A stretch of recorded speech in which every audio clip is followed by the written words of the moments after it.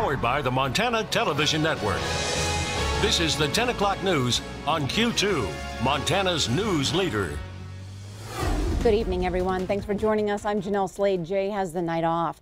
Montana's grueling wildfire season is finally smoldering to an end. Statewide flames charred more than 1 million acres this summer, forever changing the Montana landscape.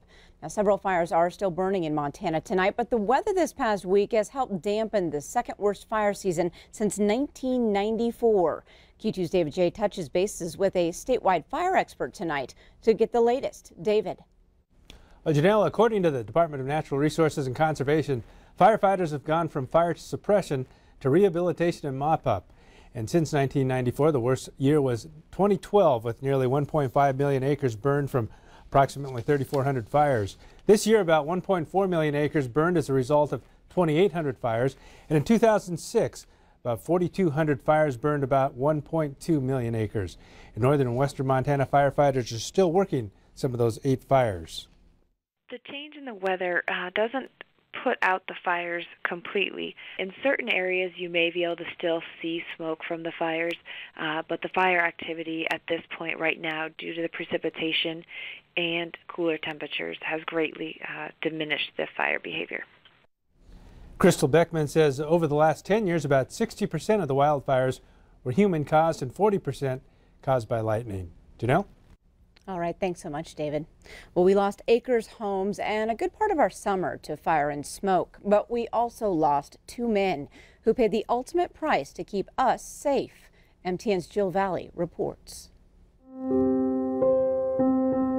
One, so young, working on just the second wildfire of his career.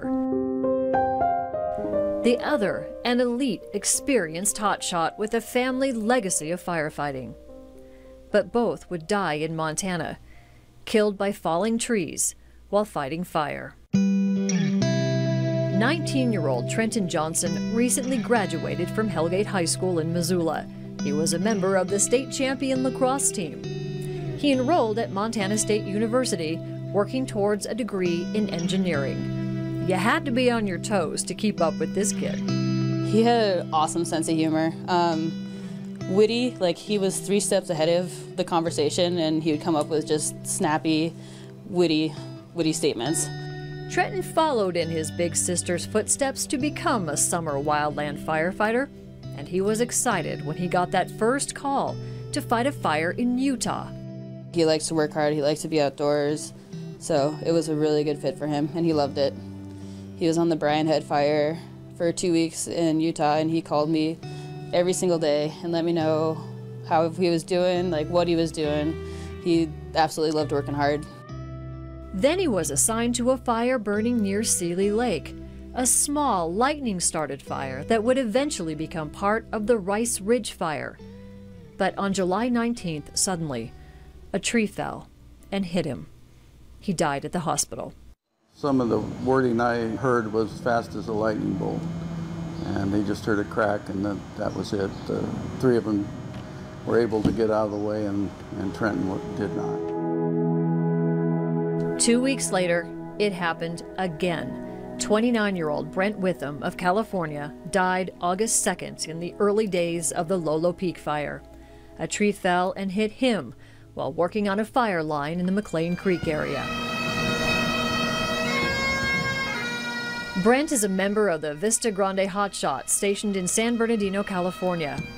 He left Montana a hero. He returned home as one to hundreds of fellow firefighters who paid their respects. It's very emotional to see a fallen fire brother come out of the plane, and I feel pain as if it was my own brother. Montana Governor Steve Bullock ordered flags in Montana flown half-staff in honor of Trenton and Brent and all other wildland firefighters lost in the line of duty. Montana's congressional leaders praised their bravery, saying Trenton and Brent's sacrifice will not be forgotten. Neither will this fire season. It was a tough one. Why did this happen again? Especially so local and so close to all of us. Yeah, it's been a rough summer for firefighters all around. We just ask that you keep the family and in your prayers, and the fellow workers, and all the firefighters that are out there right now on the line.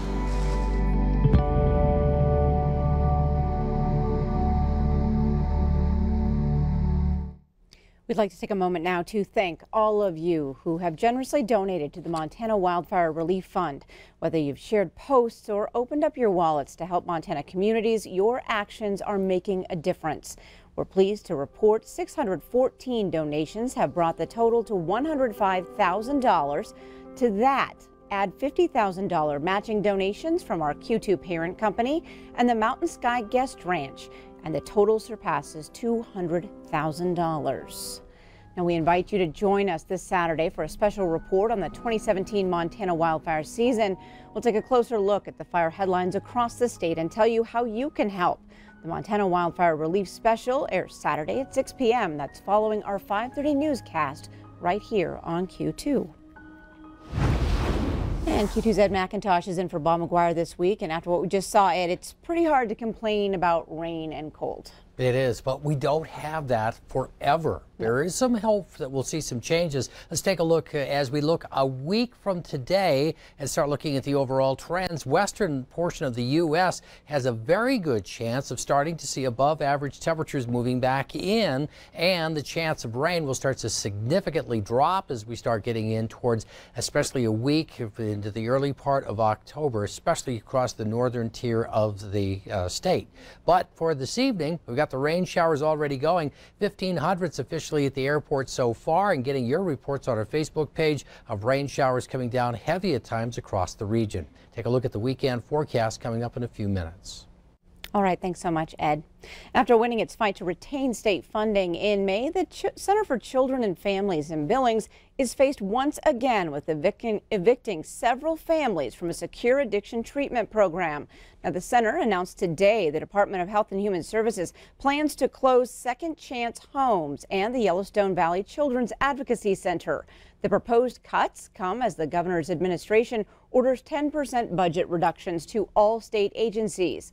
Second Chance Homes provides housing to 8 moms and their 20 children while the women undergo substance abuse treatment. Now, the Yellowstone Valley Children's Advocacy Center is also on the chopping block.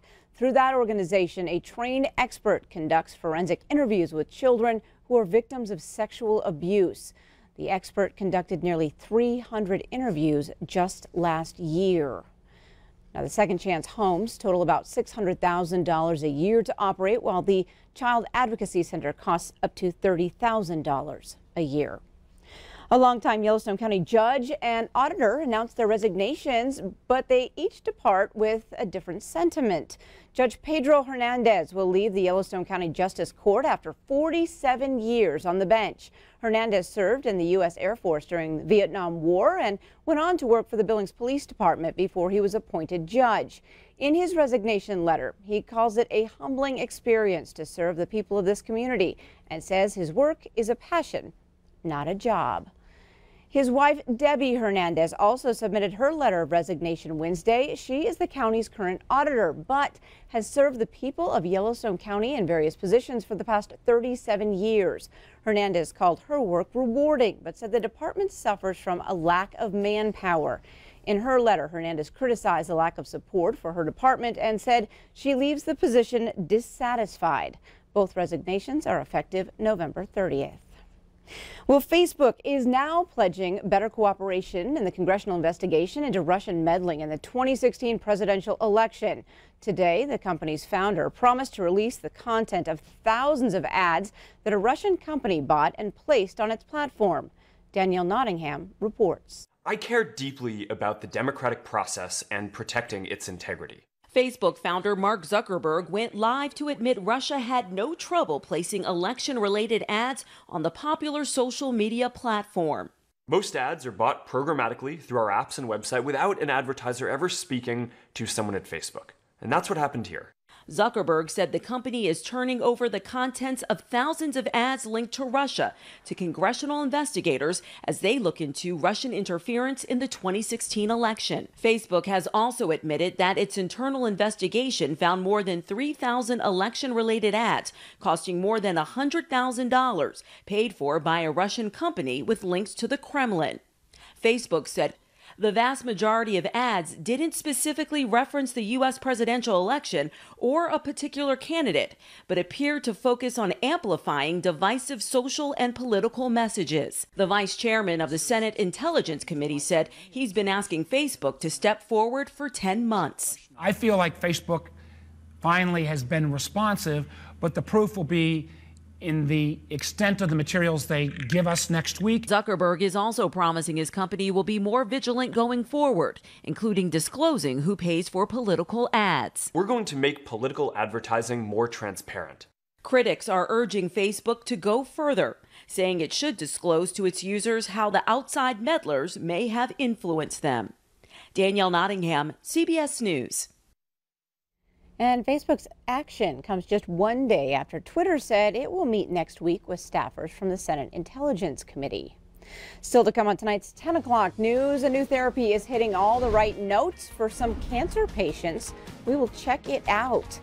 And later in sports, Scott shows us what happens in this battle of unbeatens between Laurel and Central. You're watching MTN News with Jay Cohn and Jeanelle Slade. Storm Tracker weather with Bob McGuire. And sports with Scott Green.